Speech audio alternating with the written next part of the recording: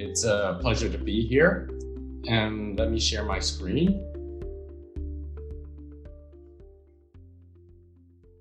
All right, I think you can all see my screen now.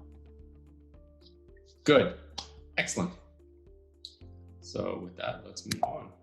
Let's see if I have the right. So what is this? If you look closely, you see the words links, outline, subject index, categories, text fragments, subtext, chronology lattice, reading nodes, arguments, information, sources. What this was some of the earliest research to build what we call the internet.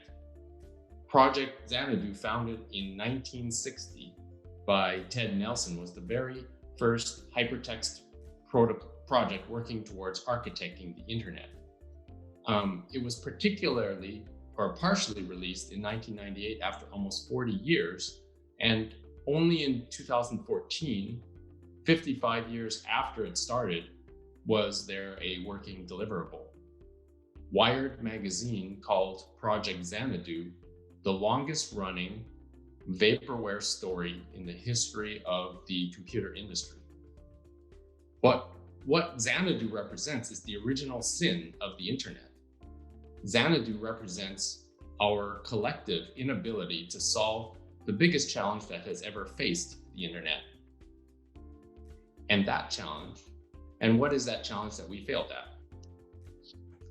It's the inexorable truth that once something is digitized, you lose all control over it.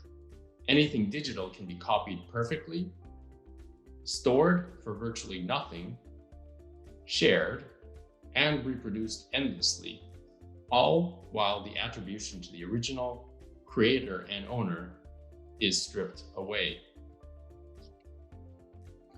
And the lack of a solution to this technical challenge has allowed the internet to grow unfettered, because content could spread without limitation, without the owners of the data being recognized and compensated.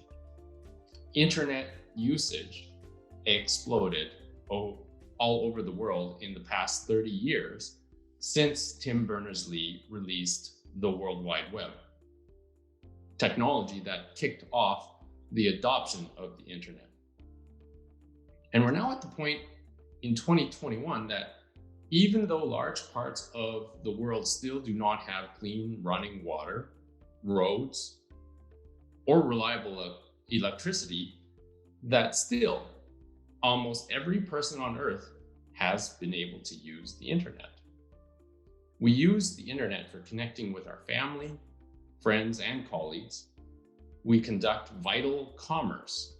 We learn and access life-changing information that can improve the lives of every human on Earth. And this is a testament to how powerful this tool is for humankind.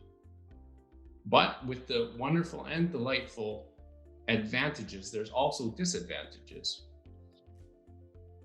And that is that the internet's business model is powered by ads. It has to be, because there hasn't been an ownership layer for digital goods embedded into the internet. Massive platforms have grown in influence over the past 25 years. Google, Microsoft, Amazon, Facebook, Twitter. In China, it's Tencent, Baidu, Alibaba, and many more, with the business model to provide a valuable service, and in return, they get to suck up your data to improve their algorithms for selling you more things and influence your behavior. Their core business model is based on ads. And whenever you make a search, watch a video, share a post in social media, use a mapping service to get from point A to point B, or send a payment to a friend, these platforms are collecting and storing your information so that they can reuse it later. And the information they collect is so valuable that 7 of the 10 most valuable companies in the world right now are internet companies. If you look back 30 years ago, the top 10 companies were car companies and oil companies. And these internet companies didn't even exist, except for 2 of them. The internet we know today sucks up user information so that the platforms can sell you ads. And we've all heard that if the service you use is free, then you are the product. And that's true, unfortunately. We all feel viscerally that this model is broken. It's time to change this balance of power, to give people more power and control over the ads they see, to let people control their data, to help people monetize and control their influence, their social graph, the geolocation, and countless other pieces of personal information.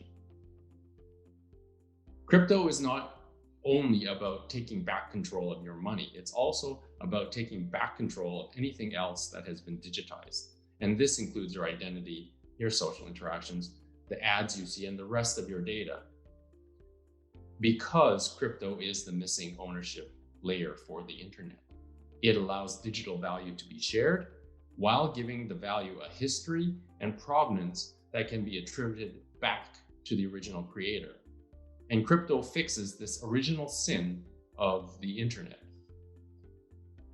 Poor Ted Nelson worked over half a century to make the ownership layer of the internet. In the end, he failed, but with crypto, we have the technology to build it. And as an early pioneer in blockchain, up until now with Ocean Protocol, I've worked tirelessly to build the technology that can give us all more power and control in a data economy. And this is where I'm happy to see Fractal come in. What if you could negotiate with the internet platforms on even footing? What if you could opt in to the ads being shown to you? What if you could share only the data that you want to share? And what if you could be compensated for your data? This is what Fractal is going to do. And I'm very happy to have another ally in Fractal in the fight to regain control so that we can finally correct the original sin of the internet where people lost all control of their data. With Fractal, we have another project in our borderless global world that is going to help rebalance the power between individuals and platforms.